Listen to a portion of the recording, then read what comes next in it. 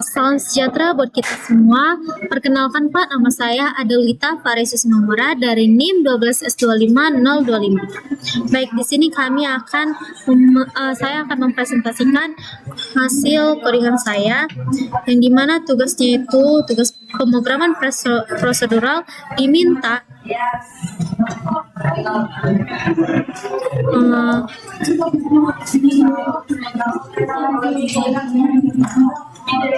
jadi kami membuat program C yang menunjukkan soal 1 sampai soal nomor 5 dalam satu file. Jadi input dibedakan menggunakan label seperti soal 1, soal 2, dan seterusnya. Nah, di sini soal pertama, deskripsi. Baca dua bilangan bertipe integer dan jumlahkan keduanya. Jika terjadi integer overflow, cetak overflow. Jika tidak, cetak hasil penjumlahan. Di sini ada larangannya. Nggak boleh menggunakan long underscore integer 128, nggak boleh menggunakan casting ke tipe lebih besar, nggak boleh library eksternal. Kalau casting itu kan yang kayak variable C tipe data integer, terus ada lagi variable D tipe data float. Nah, itu mereka change gitu, berubah si C jadi si D, si D jadi si C. Kemudian yang kita inputkan ini nanti soal 1 dan outputnya harus overflow. Oke, jadi di sini pertama saya jelaskan dulu kayak biasa buat include. Aku jelasin dulu ketiga include ini maksudnya apa. Kalau include stdio.h dia itu untuk input dan output. Kalau string.h itu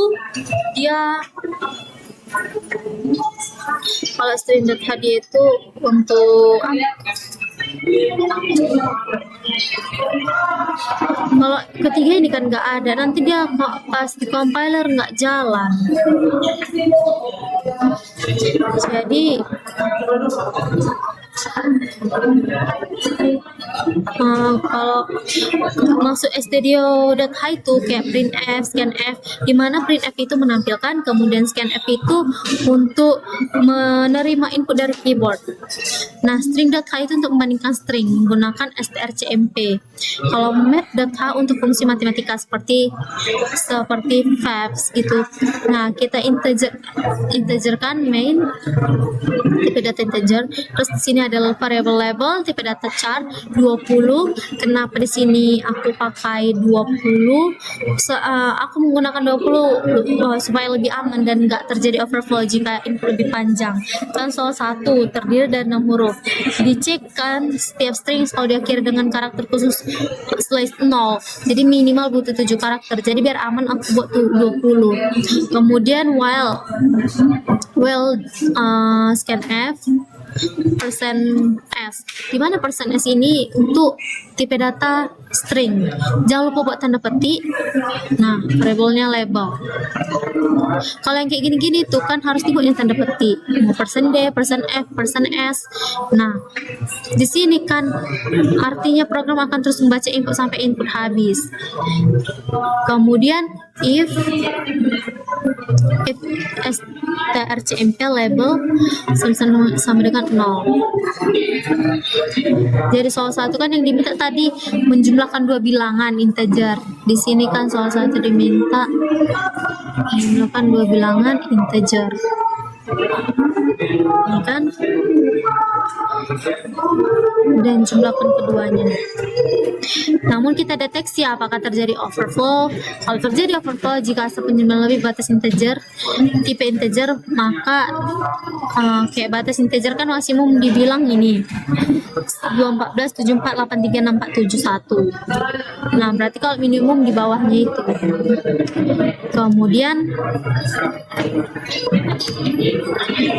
kita membaca kedua integer itu kan ada kita buat variabelnya A dan B, itu dua bilangan itu. Di dalam tipe data integer kita scanf, tadi scanf itu menerima input dari keyboard. Nah, kita buat %d. Kenapa %d? Karena %d itu untuk tipe data integer. %s itu untuk tipe data string. Nah, makanya di sini kan tadi integer. Kita buatlah %d, kemudian koma dan A. Kemudian koma dan B. Kita buat lagi variabelnya itu. Kan di sini kenapa pakai dan, karena kan scanf membutuhkan alamat memori variabel. Lalu kita cetak overflow if A lebih besar dari 0 dan B lebih besar 0. Di sini kodenya, karena jika langsung jumlah kan nanti dan ternyata overflow, nanti hasilnya udah salah duluan, maka kita cek sebelum dijumlahkan. Jika A dan B positif dan A lebih besar dari batas maksimum dikurangi B, maka hasilnya pasti melewati batas. Jika overflow, cetak overflow. Disinilah printf menampilkan ini yang akan ditampilkan. Dah. Jadi yang kedua soal nomor 2 ini else if strcmp label soal nomor 2. Atau coba saya rankan dulu ya. Nomor 1 di sini saya rankan terminal comment prompt. Nah, di sini kita buat lagi GCC cara menentukannya kan. Nih nama sesuai nama filenya. Terus min o, terus ikut yang kayak exe-nya ini.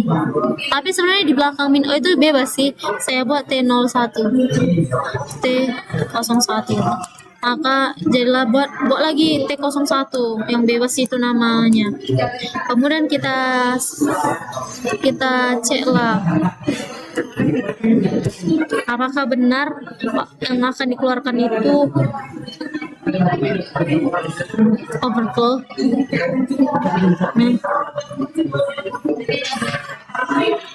Nah, benar.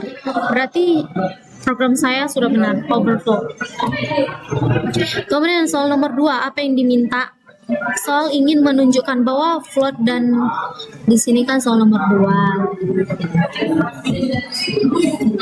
menunjukkan bahwa float dan double memiliki presisi berbeda. Float memiliki presisi lebih rendah dibanding double. Maksudnya selisihnya gitu. Kita diminta menghitung selisih hasil penjumlahan float dan double itu. Jadi kodeku kayak gini.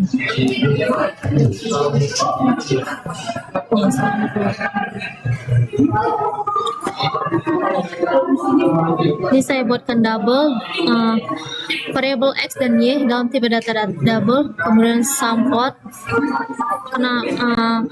Kenapa di float? Karena kan x dan y awalnya bertipe double, kita paksa menjadi float agar benar-benar dihitung sebagai float. Nah, disinilah kita sum double-nya itu sum dengan x tambah y di sini. Ini tetap dihitung sebagai double di sini. Nah, di sini fabs double sum underscore float terus sum underscore double.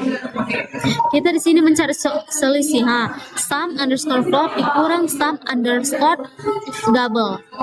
Kita cari selisihnya di sini. Kenapa pakai fabs? Kenapa kita pakai fabs ini kan? Karena hasil selisih bisa negatif dan kita ingin nilainya positif. Karena biar sesuai sama output yang diminta tadi nih kan positif, nggak negatif. Kemudian soal nomor kita rankan lah dulu ya, nomor 2. Tadi kan udah nomor 1, kita lanjut aja, kita tengok inputnya yang diinginkan. Soal nomor 2 input ini kan kita buatlah.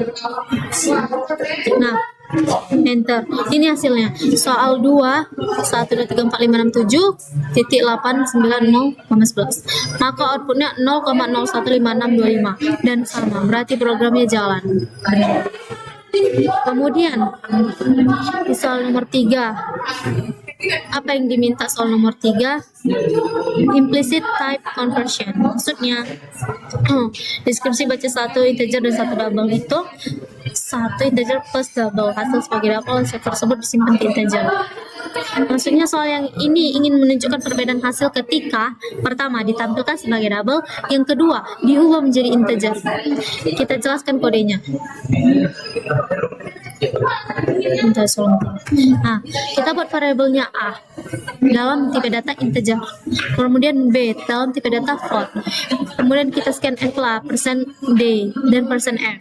%D ini untuk si bagian A nya, si integer ini kan, %D untuk tipe data integer. Kalau %F untuk si float. Nah, kita boleh variabelnya masukkan dan A, dan B. Kemudian kita print lah untuk ditampilkan. Buat tanda kutip, jangan lupa tadi juga persen buat tanda kutip, double persen titik 1. Maksudnya titik 1 itu di belakang koma itu 1 gitu. Kemudian slash n, kemudian A tambah B, terus tampilkanlah integer. Itu tadi bagian si double kan, masuk lagi bagian si integer, %D. Kalau double kan %F nya, plus slash n, A tambah integer B, data integer B. Di sini integer B berarti bagian desimal dibuang. Contoh kan 5,9 menjadi 5. Ini bukan pembulatan tapi pemotongan. Itulah konsep typecasting dan konversi tipe data.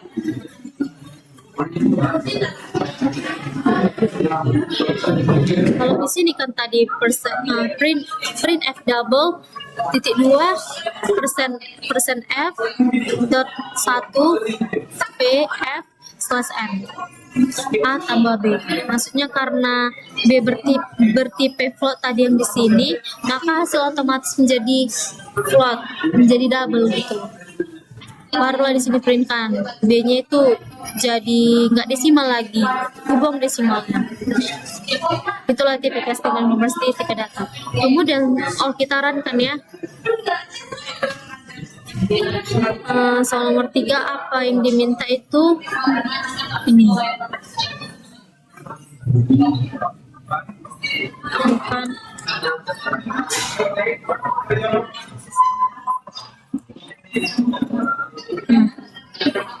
Inilah hasilnya 529, double-nya 79, 7.9, pas integernya 7. Nah, jadi bulat ya kan, bukan pembulatan tapi pemotongan. Yang awalnya double-nya 7,9 jadi 7. Itulah konsep typecasting dan konversi tipe data. Kemudian soal nomor 4, apa yang diminta? Logical versus bitwise operator.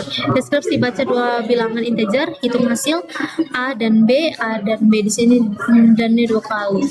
Maksudnya soal ini membandingkan operator logical and dan bitwise. Jadi kalau ada dannya 2 kali kayak ini, itu artinya logical and.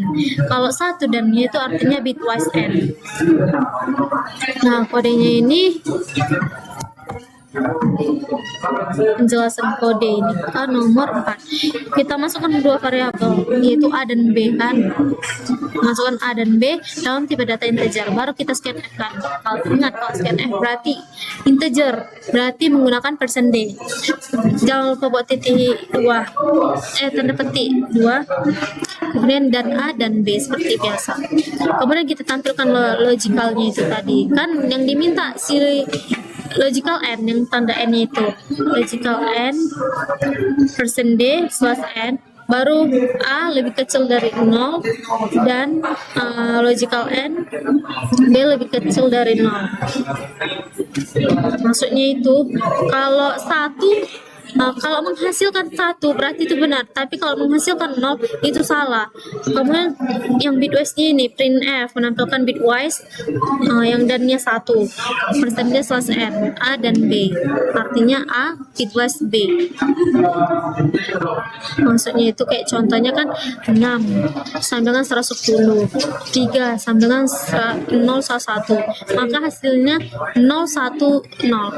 Kayak misalkan 6 itu kan kerja pada level bit, kayak misalkan 6 sama dengan 1 1 0, yang 3 0 1 1, hasilnya maka 0 1 0. Kalau logical kan bekerja pada kondisi true or false. Itulah tadi kan, kalau 1 dia benar, kalau dia 0 dia false. Kalau bitwise dia bekerja pada representasi biner. Kalau 6 binernya 1 1 0, kalau 3 binernya 0 1 1, maka hasilnya 0 10, 0 1 0 gitu. Kemudian kalau di jalan kan dia kan ini, kalau jalan kan saya salah merempat ini nih, di input lah ini, maka harus logicalnya 0, bitwise-nya 0 nih. Nah, benarkah? Berarti logicalnya benar, bitwise-nya 0. Kemudian nomor 5 yang terakhir, operator precedence and boolean logic. Deskripsi, baca 3 bilangan integer A, B, dan C. Evaluasi ekspresi A tambah B kali C lebih besar dari B, dan 2 kali itu kan tadi apa namanya, logical ya kan, logical N, C kurang H, maka dicetaklah true atau false. Ini kita mencari apakah dia true. Maksud nomor 5 ini apa yang diminta, kita cek apakah A tambah B sama dengan C, A tambah B lebih besar sama dengan C. Kalau benar true, kalau salah false. Nah, saya buat kodenya gini, kan ada tadi kan ada C-nya kan, A, B, C, berarti 3 bilangan A, B, C dalam tipe data integer. Baru kita scan F kan, kalau integer kan berarti persen D, sebanyak berapa kali variabel itu. Kemudian masukkanlah dan A, dan B, dan C. Jangan lupa tanda petik 2. Kemudian if kanlah dia menggunakan operator aritmatika dan operator relasi. Kan if A tambah B lebih besar sama dengan C, maka nanti di print apakah dia true, ditampilkan true. Terus yang lain print F apakah ditampilkan false. Nah, kita buatlah return, terakhirnya itu return.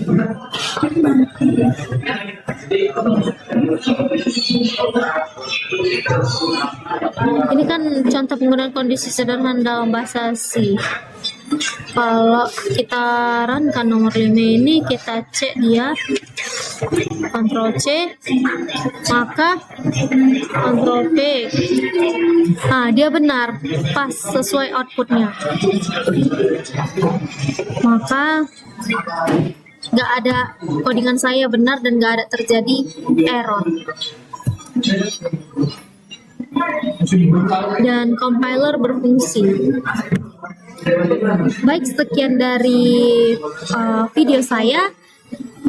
Terima kasih Pak.